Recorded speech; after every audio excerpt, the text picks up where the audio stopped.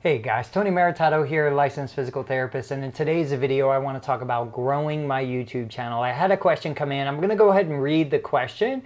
It's a two-part question. I'm going to go ahead and share my experience. Meanwhile, I am no expert in growing a YouTube channel. So the first part of the question was, am I using any of the tools like TubeBuddy or vidIQ? So I used to. I tried to. I found that they weren't really very helpful, partly because I didn't understand how keywords work, but then also I feel like everybody's using those tools. And so if the goal is to stand out from the crowd while still maintaining some sort of searchability aspect, I think it's hard to use those tools. Certainly it's hard to use them effectively. So for me, I do keyword research first. I come up with my idea of what kind of content I'd like to create. So this, for example, if somebody is willing to ask me a question, there's probably more people in the audience that have that same question. So I know that people are thinking about that topic. I take that information, I do a little keyword research. My personal favorite tool for keyword research first is Google Keyword Planner. It's a free tool through Google. If you've ever run a paid campaign, you get access to the tool. My second favorite tool is simply the autocomplete. So if I'm doing a YouTube video and I'm looking for keywords in YouTube, I'll look at the autocomplete. If you don't know what that is, let me know and I'll share a dedicated video to it. I also love Google search. So I'll take the seed term. In this case, I would look at, is TubeBuddy worth the money? Or is TubeBuddy helpful to grow a YouTube channel? I'd find something in that area.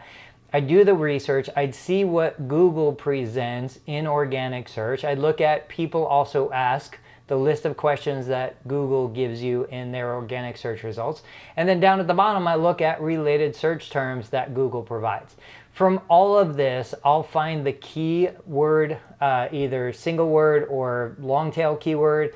I'll double check it against the Google Keyword Planner, and then I'll find some way to kind of embed that within the video. But truthfully, I work with what people already ask. You know, that's the main thing. And I don't mean from Google, but I mean you're asking me this question, so obviously people are interested. So no, I don't use TubeBuddy, I don't use vidIQ, I don't use any of the paid tools right now to produce content. There's more than enough content ideas that will allow me to pretty much make videos every single day without ever running out. The second question you asked is, am I promoting my videos through Facebook? Now, for example, I have the YouTube channel under Total Therapy Solutions. That is my physical therapy clinic name. That channel is dedicated to helping individuals who have had a total knee replacement recover and get the information they have for questions they're thinking of.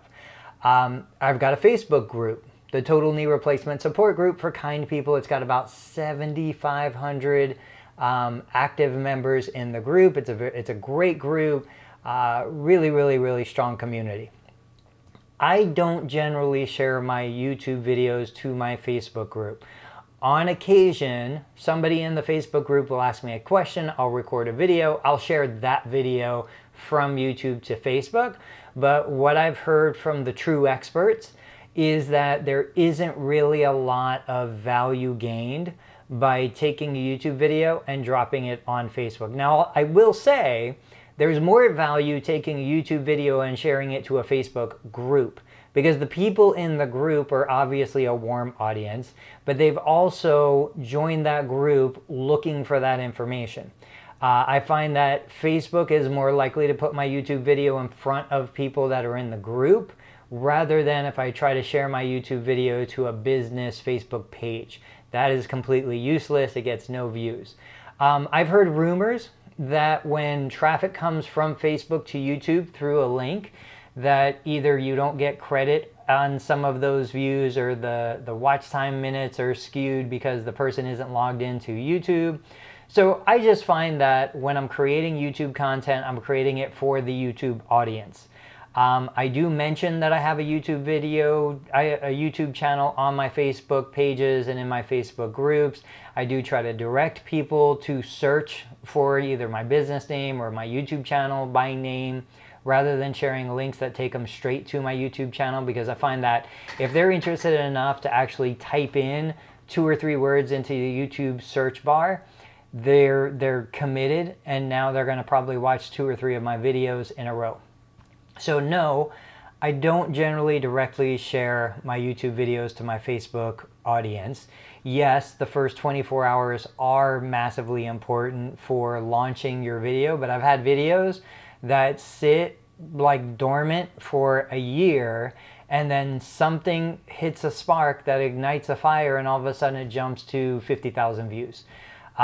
So I can't say that, you know, the only way for a video to do well is to get views in that first 24 hours. Certainly it helps. I've also had videos that do amazing in the first 24 hours. They're at the top of my top 10, and then they just die.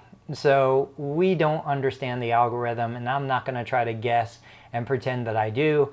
I'm going to keep putting out the best content that I can. I'm going to grab the little bits and pieces of information from the true experts that are out there sharing this information. And the final kind of comment that came in with this message was, you know, looking at and thinking about monetization strategies for different kinds of content. We know that children's content is insanely low when it comes to paid monetization, whether it be through AdSense or any other kind of sponsorship deals that we would get. I shared my numbers, so my physical therapy, total knee replacement channel, RPM, CPM, probably 1/3 of what my Medicare billing RPM, CPM is. So if I really want to focus on making major impact in income, I need to move to where the money is. I need to go where the advertisers are and where they're willing to spend money. Because that is what's going to pay the bills, and that essentially would fund my other pet projects. So guys, I hope this information was helpful. I'll go ahead and share this video out. Subscribe to the channel if you haven't, and I'll catch you on the next video. Thanks for watching.